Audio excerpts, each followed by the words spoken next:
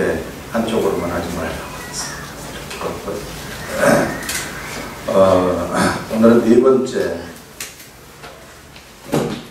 유대인의 왕에 대한 첫 배우입니다. 유대인의 왕에 대한 첫 배우.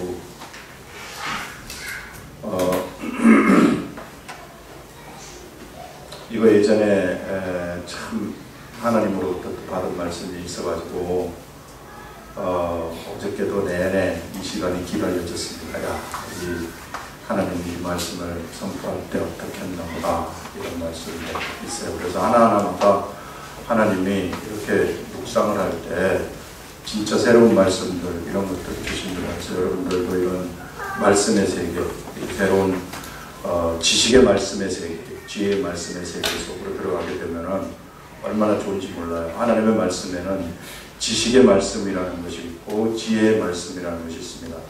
지혜의 말씀이라는 것은 성경 말씀이 우리들의 삶 속에서 딱 맞아떨어지게 적용되는 이러한 생각들이 떠오르는 그런 것을 의미하는 것이고, 지식의 말씀이라는 것은 성경 말씀들이 그냥 여기 이런 뜻이구나 하고 알아지는 그것을 얘기를 합니다. 오늘 유대인의 왕에 대한 첫 번째 예우인데요. 예수님이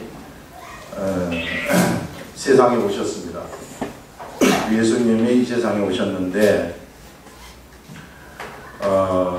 하나님의 나라에서, 이게 하나님의 나라라고 하고 이게 세상 나라라고 할 때, 하나님의 나라에서 예수님이 드디어 이 세상 나라에 오셨어요. 여러분, 이 세상에 수많은 모든 사람들에게 있어서 우리 예수님은 최고의 소망입니다. 왜냐하면 예수님을 만나면 영원히 살 수 있기 때문에 최고의 소망인데, 그래서 이스라엘 백성들은 언제나 메시아를 기다렸던 그런 것들을 우리는 알 수 있어요. 그런데 진짜 그 예수님이 세상에 딱 탄생을 하셨어요. 진짜 예수님이 탄생을 하셨을 때 어떤 일이 일어났는가? 세상은 예수님을 죽이려고 했다는 것입니다. 이렇게 탄생한 이 예수님을 갖다가 세상은 죽이려고 했던 것을 우리는 볼 수 있는데, 무엇 때문에 죽이려고 했는가? 그것을 우리가 가만히 생각해 보면은 헤롯 왕이 예수님을 죽이려고 하지 않습니까? 그래서 헤롯 왕이 바로 태어난 예수님을 죽이려 하는 것은 바로 자신의 권력 때문이다 하는 것을 우리는 알 수 있어요. 유대인의 왕으로 태어났다는 그러한 소식이 들리니까 곧바로 예수님을 죽이려고 하는 이런 일들이 일어나는 겁니다. 자, 여기서 우리가 한번 생각해 볼 수 있는 것이 뭐냐 하면요, 이 세상의 사람들이 예수님을 핍박을 한다거나 예수 그리스도를 믿는 사람들을 핍박을 할 때, 예수 그리스도를 믿는 것을 거부를 할 때는 언제나 자기 자신의 이 권력의 욕심, 아니면은 명예의 욕심, 아니면은 재물의 욕심 때문에 거부하는 그런 것들을 우리는 볼 수 있어요. 그리고 사람들은 언제나 자기의 현재의 속성을 이렇게 그냥 유지하고 싶어하는, 지금 내가 살아가고 있는 이것이 그냥 좋다, 이것을 유지하고 싶은 그러한 생각들이 그들한테 언제나 자리 잡고 있는, 정착하고자 하는 생각입니다. 세상에서 정착하고자 하는 그러한 생각 때문에 이것을 어지럽힐 때 사람들은 그것을 거부하는 그런 것들을 우리는 볼 수 있어요. 그래서 우리들이 분명히 알아야 될 것은 뭐냐면, 우리들의 삶 속에서 지금 이후부터 내가 세상에 정착해야 되겠다 하는 이런 생각은 이게 버리는 것이 좋습니다. 예수 그리스도를 믿는 사람들은 세상에 정착하는 사람들이 아니라 이 세상을 스쳐 지나가는 사람들이다, 이렇게 생각하시면 돼요. 안 그러면은요, 우리가 이 정착하고자 하는 생각을 가지고 살아가게 되면은 하나님의 일 못합니다. 그래서 우리가 주로 이제 정착하고자 하는 사람들이 이 권력의 핵심부에 들어가 있는 사람들, 그래서 막 권력을 쥐고 있는 사람들, 헤롯과 같은 사람이죠. 여기서는 명예가 있는 사람들, 재물이 많은 사람들, 이런 사람들 막 정착하려고 하는 거예요, 세상에서. 그래서 좀 이 세상에서 잘 먹고 잘 살아봐야 되겠다는 그런 생각으로 차 있는 겁니다. 우리 베드로가요, 베드로가 사실 세상에서 권력을 추구하다가 변화가 되어서 하나님 나라가 임하면은 모든 제자들이 다 하나님 나라의 우편에 앉기를 원해서 권력을 추구를 한 거죠. 보통 남자들 우리 다 권력 추구하지 않습니까? 그런 걸 볼 수 있는데 이 베드로가 그것을 추구하다가 오순절 다락방에서 성령님의 역사로 그가 성령 충만한 자가 되어버렸어요. 성령 충만한 자가 되었더니 그가 어떤 생각이 어떻게 바뀌었느냐 하면은 권력도 아니고 명예도 아니고 재물도 아니었습니다. 이랬을 때 그에게서 나타난 것은 하나님의 이 나라를 위해서 사는 것이었는데 이 기도 시간에 성전 미문에 딱 들어가면서 날 때부터 안진뱅이 된 사람이 거기서 구걸을 하고 있는 거예요. 그때 베드로가 하는 얘기가 금과 은은 내게 없거니와 딱 얘기를 합니다. 베드로는 금과 은이 없다는 거죠. 재물이라는 것이 없다는 거예요. 금과 은은 내게 없거니와 내게 있는 것으로 내게 주노니 곧 나사렛 예수의 이름입니다. 예수의 이름으로 일어나라 하니까는 그냥 바로 일어나버리는 이런 역사가 일어나는 거예요. 그래서 우리가 어떤 의식을 가져야 되는가? 베드로와 같은 의식, 금과 은은 없다는 의식, 그냥 이 세상에서 살 것은 주님이 공급해 주신다는 생각, 우리한테 있는 것은 예수 이름입니다. 예수 그리스도의 이름만 있으면은 그냥 우리들에게서는 이 엄청난 상상치도 하지 못했던 그러한 하늘나라의 역사들이 이 세상에서 보편적으로 일어난다는 거예요. 우리 이거 한번 경험해 보자는 거예요. 아프십니까? 아프면은 예수 이름으로 기도 한번 하면은요, 나가버린다는 거예요, 이게. 예수 이름. 예수 이름. 이걸 우리가 경험하면서 좀 살아보자는 것입니다. 자, 이런 것들. 그래서 예수님을 거부하는 것이 뭐냐면, 예수님을 죽이려고 하는 그러한, 모의가, 이제, 죽이려고 하는 일들이 있어서 예수님이 사실상 다른 곳으로 피신을 해가는 거 아니겠어요? 예수님이 태어나자마자 피난 가는 거예요. 태어나자마자. 그래서 결국은 그것이 뭐냐 하면은 어느 때 우리가 예수 그리스도를 믿는 사람들, 예수님을 핍박을 하는가, 우리가 권력에 정착하려고 하고 명예욕, 재물에 이게 집착하려고 하는 이러한 생각들 때문에 우리가 예수님을 예수 그리스도를 믿는, 이 시대에는 예수 그리스도를 믿는 사람들, 복음 전하는 사람들을 핍박할 수 있다 하는 것들을 이 시간 우리들한테 알려주고 있습니다. 그래서 여기서 얘기하는 것이 이제 그들이 떠난 후에 주의 사자가 요셉에게 현몽하여 이르되, 꿈으로 알려줍니다. 그들이라는 것은 동방박사가 떠난 후에 이 말입니다. 주의 사자가 요셉에게 현몽하여 이르기를 헤롯이 아기를 찾아 죽이려 하니, 처음부터 죽이려는 일들이 일어나죠. 일어나 아기와 그의 어머니를 데리고 애굽으로 피하여 내가 네게 이르기까지 거기 있으라, 이렇게 얘기를 합니다. 자, 여기 뒤에 있어요. 뒤에. 자, 뒤에 보면은 어머니를 데리고 애굽으로 피하여 내가 네게 이르기까지 거기 있으라, 이렇게 얘기를 합니다. 우리 하나님은 많은 부분에 있어서 이 꿈을 통해 가지고 이 영적인 이 하나님의 뜻을 알려주는 이런 때가 있습니다. 그래서 이 시대에도 마찬가지로 꿈을 통해서 알려줄 때가 있는데, 가장 여러분들이 반드시 알아야 될 것이 뭐냐 하면은 하나님의 말씀이라는 것이 이것이요 최고의 제1순위로 중요한 것입니다. 그 다음에 나머지는 전부 다 참고사항이라는 것을 알아요. 참고사항인 걸 알지만은, 그러나 성경을 통해서 보면은 꿈을 통해서 하나님이 하나님의 뜻을, 이 시대 하나님의 이 시대 나에 관한 하나님의 뜻을 알려주실 때가 있다 하는 것입니다. 그래서 꿈을 통해서 알려줄 때는 꿈은요 자기 자신이 해석하는 것이 가장 정확해요. 딴 사람한테 전달할 수 있는 길이 참 막막하기 때문에 그런 정교한 그러한 미묘한 이야기들을 전달을 할 수가 없어요, 우리 언어로는. 그렇기 때문에 자기가 해석하는 것이 가장 좋은데, 크게 우리가 이 꿈을 해석하는데 좀 도움이 될 만한 것들이 뭐냐면은, 일단 꿈에서요 금은 보화가 나오면은 이것은 굉장히 소중한 것을 얘기하는 것입니다. 영적인 관점에서 세상에서 소중한 것은 영적인 것에 소중하다. 이런 그것을 통해서 우리들한테 알려주는 거예요. 그래서 이것은 하나님 말씀이 되는 것이고요. 그 다음에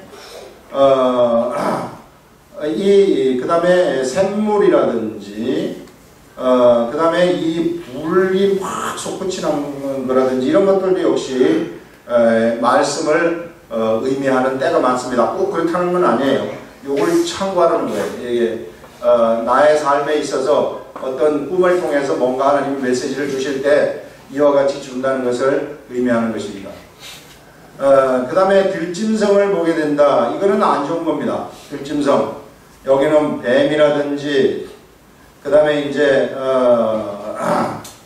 뭐 호랑이라든지 사자라든지 이런 들에 사는 쥐라든지 뭐 올뱀이라든지 이런 것들 전부 다 이런 것들은 다 귀신들을 얘기하는 게 귀신들. 뭔가 이것들을 보게 되면은 귀신들이 지금 내 삶 속에서 작당을 하고 있다는 그런 것을 얘기를 하는 겁니다. 그럼 어떻게 해야 되는가? 귀신들을 물리치는 데에는 예수 이름밖에 없어요, 여러분. 예수 이름. 내 능력으로는 물리치지 못합니다. 그런데 예수님이 우리들한테 예수님의 이름을 주셔서 이것으로 물리치라고 했으니 우리가 예수 이름으로 이 시간 물리칩니다. 예수 이름으로 명하노니 귀신들은 떠나가라. 이렇게. 여러분, 사람들, 예수 믿는 사람들한테 귀신이 들어올 수 있는가? 들어올 수 있어요. 예수님 믿는 사람들한테 왜 들어올 수 있느냐 하면은 육체가 있기 때문에 들어올 수 있어요. 그래서 우리 육체 속에 귀신이 들어오게 되면은 육체 정신에도 들어올 수가 있습니다. 정신에 귀신이 들어오게 되면은 정신이 망가지게 되는 겁니다. 이게 정신이 조금씩 망가져가지고 되고 그 다음에 육체에 귀신이 들어오게 되면은 육체의 질병이 일어날 수가 있어요. 그래서 이런 것들은 어떻게 해서든지 예수 이름으로 쫓아내야 돼요. 이게 처음에는요, 이것들이 아주 살살 뼈를 파가지고 슬며시 들어가요. 여러분, 육체가 약해질 때도 이게 귀신이 들어오기가 쉬워요. 그러니까 열심히 운동을 하시든지 뭘 하시든지 해가지고 육체도 강건해야 돼요. 이게 육체가 아주 약해지고 이러면은 이것들이 치고 들어옵니다. 이게 그래서 이런 이 귀신들이 들어왔을 때는 언제나 우리가 예수 이름으로 물리쳐야 되고, 바로 이 육체와 정신에 귀신들이 들어올 수가 있는데, 처음에 귀신들이 들어올 때는요 아주 살며시 몰래 들어오는 거예요. 이 귀신에 대해서 잠깐 얘기를 하면은, 몰래 잠깐 들어오면서 이제 주로 왜 예를 들자면 어디에 집착하는, 이제 스트레스 받는 이런 문제가 생겼을 때, 아주 그 작은 스트레스를 받을 때 악한 것들이 딱 들어와가지고 도사리고 있습니다. 그래서 그거를 점점 더 생각을 하게 만들어가지고 계속 더 스트레스를 받잖아요. 그럼 이것이 이제 여기 귀신들이 여기 처음에는 들어와가지고 사람 속에 들어와가지고 처음에는 집을 짓지 않아요. 처음에는 그냥 이게 머물러 갖고 있습니다. 머물러 가지고 있는데 이 사람이 점점 안 좋은 생각을 하게 되고 세상에 사랑이 없어지고 막 불평을 하고 계속 스트레스를 환경으로부터 받게 되고 이러면은, 야, 여기가 좀 살기가 좋다. 그러니 여기 집을 짓자 해가지고 집을 짓습니다. 귀신들이 사람의 몸에다가 집을 지으면은, 이거는요 처음에 이렇게 들어왔을 때 이거는 우리 이 목사님들이라든지 이런 분들이 가가지고 그냥 기도만 하면은 휙 쫓겨가요. 이런 것들은 아무것도 아닙니다. 헛개비들이에요.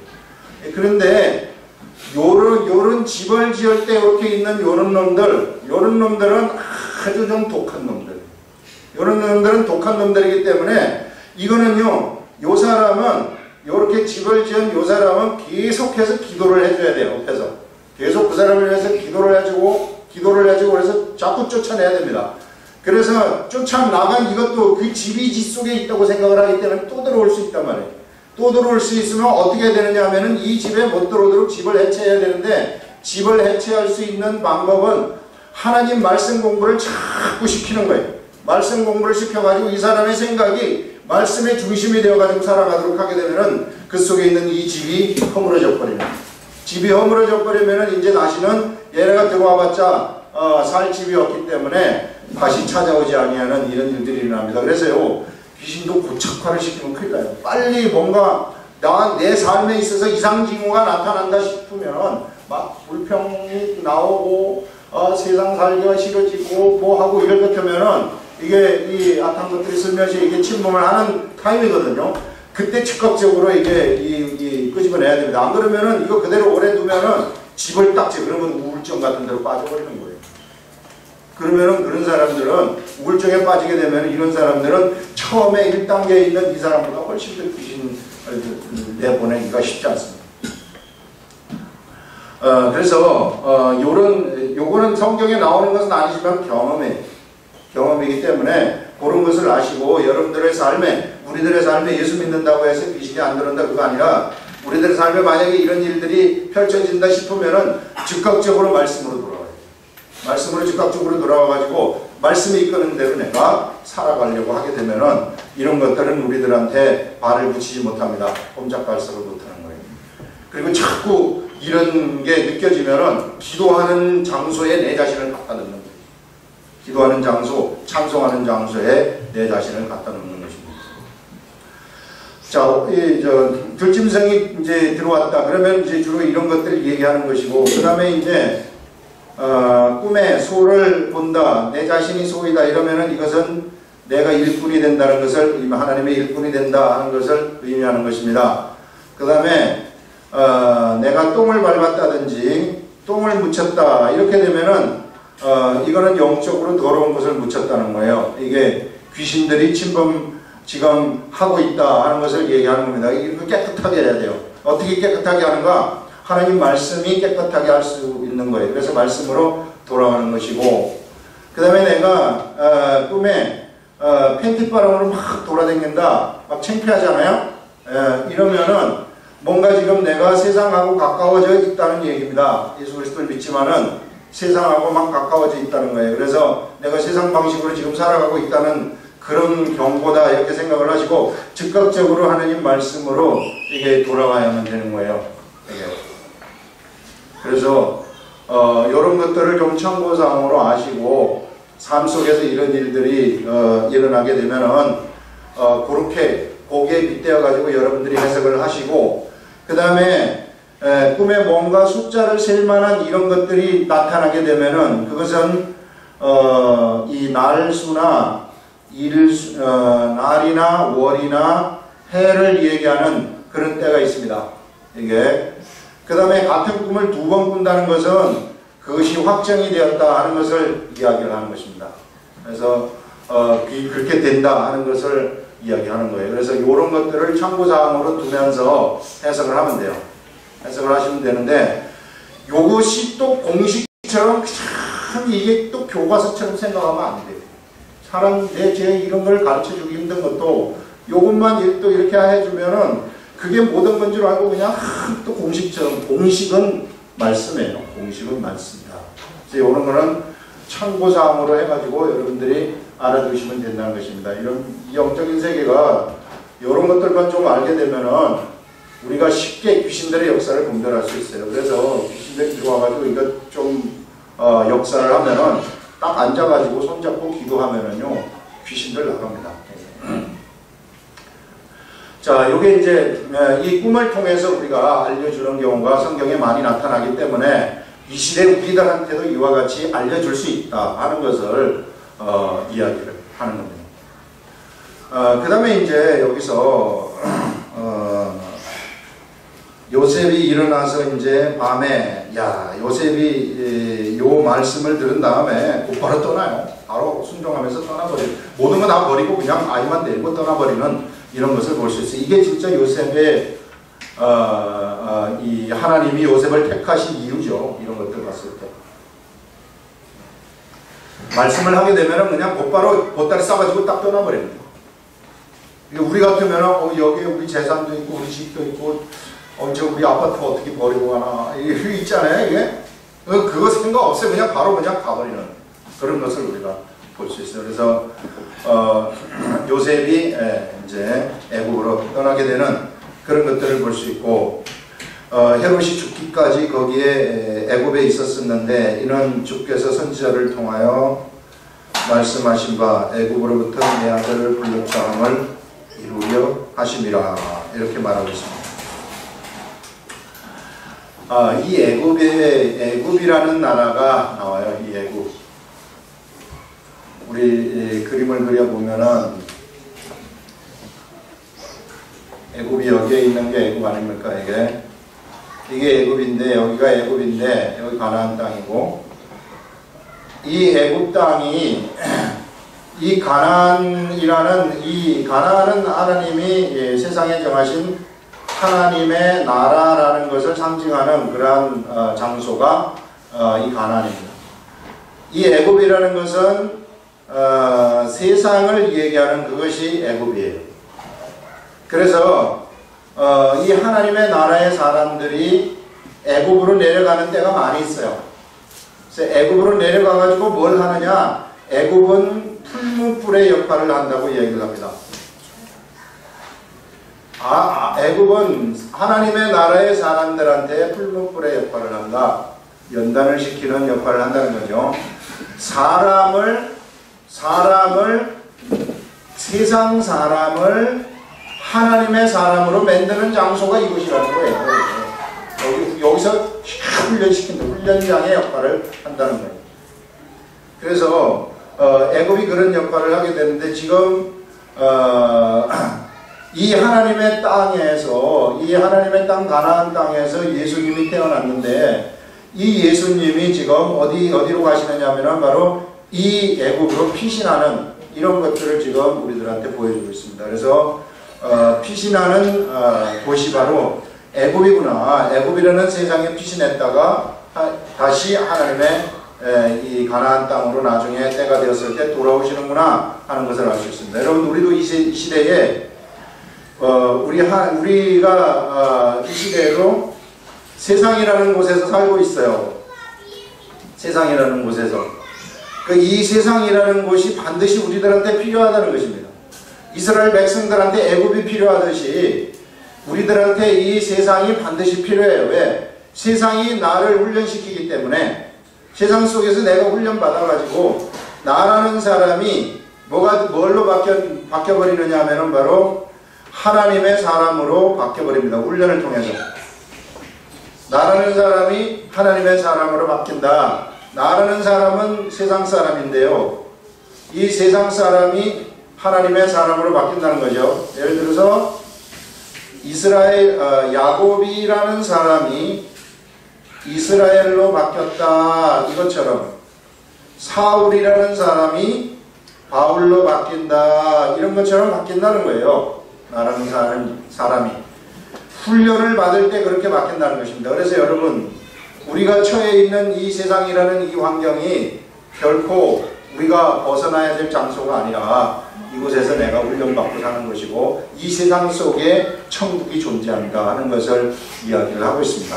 여러분, 그래서 여러분, 세상에 옆에 있는 사람이 막 나를 힘들게 할 것 같으면은, 내가 저것만 없으면은 내가 믿음 생활 정말로 잘할 텐데 저것 때문에 내가 믿음 생활 못한다. 저것이 자식이 될 수도 있고 남편이 될 수도 있고 아내가 될 수도 있고 시어머니가 될 수도 있고 며느리가 될 수도 있고 그렇습니다. 여러분, 한 가족이 다 그런 게 될 수가 있는데요, 그것이 뭐냐 하면은 나를 만들어주는 것이라고 여러분 생각하시면 돼요. 나를 하나님의 사람으로 만들어주기 위해서 꼭 필요한 사람, 나한테 꼭 필요한 사람들이 바로 그러한 사람들이다 하는 것을 얘기합니다. 그래서 그것이요, 정말 이 세상이라는 것이 하나님의 사람이 되는데 우리들한테 꼭 필요한 것이기 때문에 감사해요. 그래서 나를 괴롭히는 사람이 있으면 감사합니다. 그걸 통해 가지고 내가 깨닫는 겁니다. 그래서 진짜 하나님한테 가까이 가고 또 가까이 가고, 가까이 가서 나중에 드디어 어디까지 들어가 버리느냐 하면은 지성소까지 들어가 버린다는 것입니다.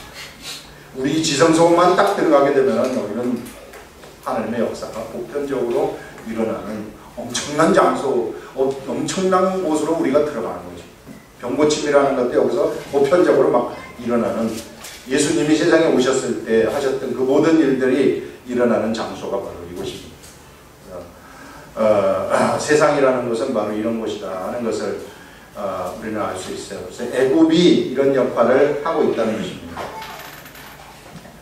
그 다음에 여기서 이제 두 번째 문단을 읽어보시면은, 이에 헤롯이 박사들에게 속은 줄 알고 심히 노하여 사람을 보내어 베들레헴과 그 모든 지경 안에 있는 산의 아이를 박사들에게 자세히 알아본 그때를 기준하여 2살부터 그 아래로 다 죽였습니다.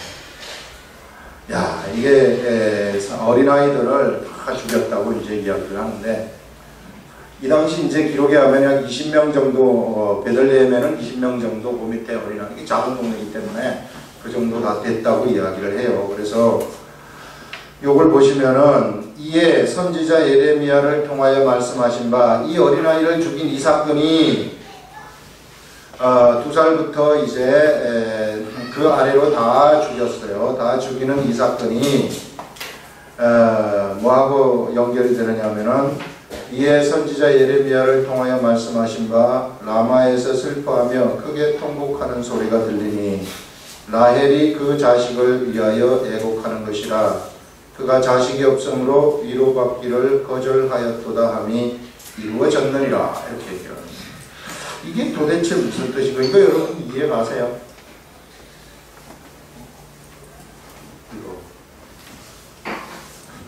제가 그러면은 이해를 갈 수 있도록 한번 말씀을 드려볼게요. 라마라는 곳이 뭐냐?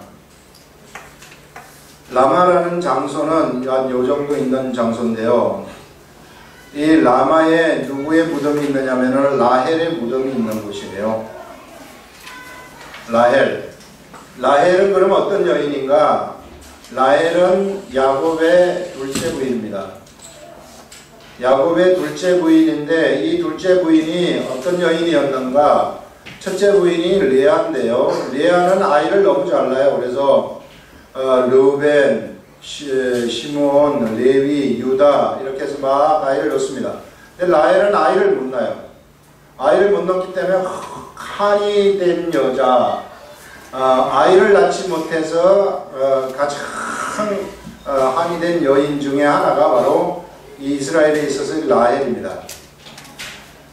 이제 이 라헬이 선지자 예레미야가 들었는데, 이 예레미야는 어느 시대의 선지자냐면은 유대 말기의 선지자거든요. 유대 말기에 바벨론 제국이 이제 쳐들어온다는 것을 선지한 그런 선지자인데, 이제 여기 선지자가 지금 이런 예언을 했다는 거예요.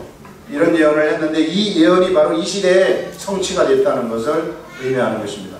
이게 도대체 무슨 뜻인가? 그걸 우리가 여기서 한번 생각을 해보라는 거예요. 어린아이를 2살부터 그 아래로 다 죽였다. 이 어린아이를 죽였다는 것은 사내 아이를 죽였다는 것입니다. 사내 아이를 다 죽였다는 것인데, 이 사내 아이를 죽였다는 것은 이것은 무엇을 의미할까? 요거를 우리가 한번 생각을 해보시고, 그 다음에 이 라헬이 통곡하는 이것은, 라헬이 왜 통곡했을까? 라헬이 왜 통곡했어요? 아이가 없기 때문에 통곡한 거 아니겠어요? 아이가 없기 때문에. 여러분 이 당시에 이제 예레미야 시대를 한번 생각을 해보시면은, 나중에 예레미야 시대에 어린아이들이 전부 포로로 끌려가요. 이걸 지금 보고서 예언을 하는 건지 어떤 건지는 모르겠으나, 이 포로로 막 끌려가는, 예레미야 시대에 지금 포로로 끌려갑니다. 어린아이들이. 어린아이가 여기에서 예루살렘에 살던 이 사람들의 집안에서 어린아이가, 사내 아이가 이쪽으로 포로로 끌려간다는 그 의미는 무엇입니까? 그냥 엄마가 아들 떼어놓는 그게 그냥 힘들고 아파가지고 그래서 슬픈 걸까요? 이스라엘 백성들은 그거 아닙니다. 어린아이가 떨어진다는 것은, 어린아이가 이쪽으로 이제 자기 어린아이가 포로로 끌려가서 없어져 버린다는 것은 그들의 집안이 망한다는 것을 얘기해요. 집안이 망한다. 왜 집안이 망하는가? 기업 물려줄 사람이 없기 때문에 망한다는 거예요. 기업을 물려줄 사람이 없기 때문에. 그래서 이스라엘 여인들에게 있어서 아이, 특히 남자아이를 낳는 것은, 남아를 낳는 것은 이것은 엄청나게 큰 과제입니다. 그들이 집안이 살아나느냐 죽느냐 이것을 결정하고, 집안의 기업을 갖다가 물려주느냐 물려주지 못하느냐 이것을 결정하는 것이기 때문에 얼마나 중요한 것인지 몰라요. 그래서 기를 쓰고 아이를 놓으려고 하는 거예요. 왜 이거 만약에 아이를 놓치면 남자아이를 놓지 못하면은 그들이 가지고 있었던 이 기업은 어떻게 되느냐 하면은요 옆에 있는 친척한테 뺏겨버려요. 그 옆에 있는 친척한테 뺏겨버리기 때문에 아이가 없다는 그 자체는 모든 것이 다 없어져 버린다는 그런 의미입니다. 여기서 이야기가 뭐냐면은 바로 그 얘기를 아이들이 이제 끌려간다는 것은 기업이 없어진다는 것을 의미하는 것인데 이것은 겉으로 드러난 기업이 없어진다는 것이고 여기서 어린아이를 죽였다고 하는 것은 어린아이를 죽여서 예수님이 없어져 버렸다고 하는 것은 이 가나안 땅에 진짜 참 하나님의 기업 참 하나님의 기업이 어떻게 되어버렸느냐 하면은 지금 이쪽에서 없어져 버렸다는 거예요. 이쪽이 참 하나님의 기업이 어디로 가느냐면 지금 세상으로 가버렸다는 것을 이야기를 하고 있는 것입니다. 우리 예수님이 진짜 여러분 세상에 이스라엘의 요 기업 이스라엘 사람들이 가지고 있는 이 기업 자기의 기업이라는 것은 이거는 궁극적으로 무엇을 의미하느냐 하면요 우리 하나님 나라의 기업을 얘기하는 거예요. 이 하나님 나라의 기업이 이게 누구냐면은 바로 우리 예수 그리스도입니다. 예수 그리스도. 이 예수 그리스도가 뭐가 되느냐 하면은 기업이 되는 거예요. 이런 기업. 이 기업이 이 헤로드한테 어떻게 되어버리느냐 하면은 바로 애굽으로 내려갔다는 것을 얘기하는 거예요. 이 가나안 땅에서 없어져 버렸다는 이것을 얘기하는 것입니다. 이것 때문에 이스라엘 백성들에게 있어서 그들에게 있어서는 가장 큰 하나님의 관점에서 가장 큰 고통이 무엇인가? 여인이 어린아이를 잃어버렸을 때의 고통은 기업이 없어져 버렸다는 그러한 고통과 같이 이들에게 있어서 이스라엘 나라 가나안 땅에 있어서 가장 큰 기업이라는 것, 가장 큰 고통이라는 것은 진짜 하나님의 기업이 딴 쪽으로 없어져 버리는 거, 가버리는 거. 이것이 그들에게 있어서는 가장 큰 고통이라는 거예요. 그래서 예수님이 세상으로 내려가는 것, 바로 이스라엘 백성들에게 있어서 이런 사람들에게 주었던 이러한 기업이라는 것은 이것은 모형적인 기업이지만 이것은 참 하나님의 기업을 얘기하는 것입니다. 우리 하나님의 기업은 바로 우리 예수 그리스도다. 이 시대에 우리들이 그 기업을 물려받은 거예요. 하나님의 나라인 그 기업, 우리 주 예수 그리스도의 이름을 우리가 물려받은 거죠. 그래서 우리가 그 기업을 가지고 우리가 이 시대에 살아가고 있는 거예요. 이 기업이 있다는 그 자체가 그 사람의 삶의 의미이고 그 사람이 하나님 나라의 구성원이라는 의미입니다. 근데 이런 기업이 없어졌다는 것은 그것은 거의 죽음과도 같은 것이고 세상에 살 이유가 없는 거예요. 이스라엘 백성들로서. 그것 때문에 고통을 했다는 것인데 그것이 여기서 성취되었다. 기업이 딴 쪽으로 간 이것이 성취되었다 하는 것을 여기서 말하고 있는 것입니다. 그 의미가. 그래서 라마에서 슬퍼하며 크게 통곡하는 소리가 들리니 라헬이 그 자식을 위하여 애곡하는 것이라. 자식이라는 것은 기업이거든요. 기업을 물려받을 자인데 기업을 물려받을 자가 없어져 버렸기 때문에 애곡하는 것입니다. 상징적으로 얘기하는 거죠. 이스라엘 여인들이 기업 물려받지 못해가지고 통곡하는 것, 고통스러워하는 그것이 바로 이것인데 이것이 진짜 통곡하는 이스라엘이 통곡하는 것이 이 시대에 일어났다는 거죠. 예수님이라는 참 기업이 애굽으로 내려가 버렸기 때문에 나타나는 그러한 고통이죠. 그가 자식이 없으므로 위로받기를 거절하였도다 함이 이루어졌느니라 해서 여러분 자식이 없으면 아무리 옆에 가가지고 위로를 해봤자 소용이 없어요. 이스라엘 백성, 특히 이스라엘 백성들한테 자식이 없으면은 그것은 기업이 없어졌다는 것이기 때문에 아무리 위로를 해도 소용이 없습니다. 헤롯이 죽은 후에 첫 번째 문단에서도 예언이 이루어지고요. 두 번째 문단에서도 예언이 이루어졌다 하는 것을 말하고 있어요. 세 번째 문단을 보시면은 헤롯이 죽은 후에 주의 사자가 애굽에서 요셉에게 현몽하여 이르되 일어나 아기와 그 어미를 데리고 이스라엘 땅으로 가라 하면서 아기의 목숨을 찾던 자들이 죽었다 이렇게 말합니다. 이렇게 하시니 요셉이 일어나 아기와 그 어머니를 데리고 이스라엘 땅으로 가니라. 그러나 켈라오가 그의 아버지 헤롯을 이어 유대 임금됨을 듣고 거기로 가기를 무서워하더니 자, 헤롯을 이어서 아켈레오가 다시 왕이 되었다. 그래서 이쪽으로 가기를 무서워해가지고 어디로 가느냐면 이 애굽으로부터 이제 다시 이제 나와가지고 요 위에 갈릴리 쪽에 있는 나사렛에 들어가게 되는 것입니다. 그래서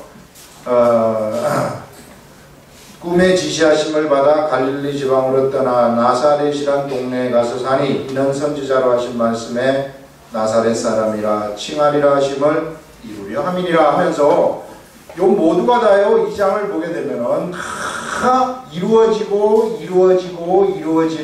이런 것들을 볼 수 있어요. 예언이 성취되는 것을 보여줍니다.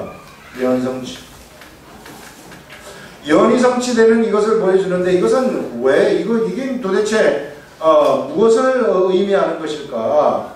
우리 예수님이 세상에 오셔가지고 하셨던 오자마자 예수님이 이루시는 그런 것들을 볼 때 예언의 성취입니다. 이거는 뭐냐면은 이 하나님의 나라는요, 하나님의 나라는 그냥 즉흥적으로 이루어지는 그런 것이 아니라는 거예요. 즉흥적으로 그냥 순간순간 이렇게 이루어지는 그런 것이 아니라 철저한 계획 속에서 하나님의 나라의 역사가 진행되고 있다는 것을 우리들한테 알려주는 겁니다. 그래서 이런 역사를 하나님이 진행하실 때에는 하나님이 계획을 세우시고 이 계획을 누구한테 알려주느냐 하면은 선지자들한테 알려주시고 선지자가 이것을 나와가지고 이 얘기를 미리 하는 거예요. 미리 한 다음에 그 다음에 이 예언을 한 다음에 이 예언이 성취되는 이런 방식으로 하나님은 세상에서 역사를 이끌어 가신다는 거죠. 이것은 무엇을 의미하는가? 그것은요, 예언의 말씀이 살아있다는 것을 의미하는 것이고 우리 하나님이 세상의 모든 역사를 주관하시는 분이시다 하는 것을 얘기하는 것입니다. 우리 하나님이 이 세상의 자연 만물들을 움직이시고 환경을 움직이시고 이 모든 사람들의 생각도 하나님이 주관하시는 그러한 것들을 여기서 우리들한테 알려주고 있는 것입니다. 그래서 하나님의 역사 속에서 하나님의 계획 속에서 하나님의 방식대로 이 세상에서는 하나님의 역사가 진행된다는 것입니다. 절대 사람의 머리로 이루어지지 않는다는 거예요. 그렇기 때문에 우리가 우리의 머리로 하나님의 일을 이루려고 한다는 것처럼 어리석은 자들이 없어요. 얼마나 많은 사람들이 이 시대에 자신의 머리로서 하나님의 일을 이루려고 하는 사람들이 얼마나 많은지 실패죠. 겉으로는 이루어진 것 같지만 그러나 까놓고 보면 다 껍데기라는 거예요. 하나님은 하나님이 하나님의 일을 성취하는 것을 볼 수 있고 우리는 하나님의 일의 성취자에 도움을 주는 그러한 존재들이다. 그래서 하나님의 일을 성취하실 수 있도록 도움의 역할을 하는 자들이 바로 우리가. 그래서 우리가 그쪽으로 들어가는 하나님의 일 속으로 우리가 들어가는 것이지 하나님을 우리들 일 속으로 끌어들이는 것이 아닙니다. 이게 어리석은 자들이거든. 사람들이 자기 자신을 위해 그거는 우상하고 똑같아요. 우상 숭배하고. 예전에 자기 자신을 위해서 우상을 자기네들이 만들어가지고 거기에다가 의미를 부여하는 것이나 하나님을 내 속으로 끌어들여가지고 하나님을 이용해가지고 뭔가 자기 인생에 뭔가 한번 펼쳐보겠다고 하는 이런 것은 매우 어리석은 삶이라는 것이죠. 그래서 이 하나님은 언제나 하나님의 계획 속에서 이 하나님이 그 계획을 성취하는 것이기 때문에 우리는 하나님한테 보조를 맞추면 되는 것입니다. 그래서 가장 중요한 건 뭐냐면요, 그냥 하나님 말씀에 순종하는 것, 말씀 그냥 따라가는 게 이게 최고입니다. 다른 건 뭐 단순하게 생각해요. 주님이 하라 그랬으면 그냥 해버리는 거. 이게 최고지. 거기다가 뭐 이상하게 이리 생각하고 저리 생각, 두 번 생각하게 되면 인간적인 생각이 들어가게 되고 인간적인 생각으로 삶을 살게 되면 하나님의 역사가 나한테서 안 일어납니다. 인간적인 생각 때문에. 그래서 우리는 우리한테 단순하라고 얘기합니다. 단순. 기도하겠습니다. 하나님 아버지, 우리들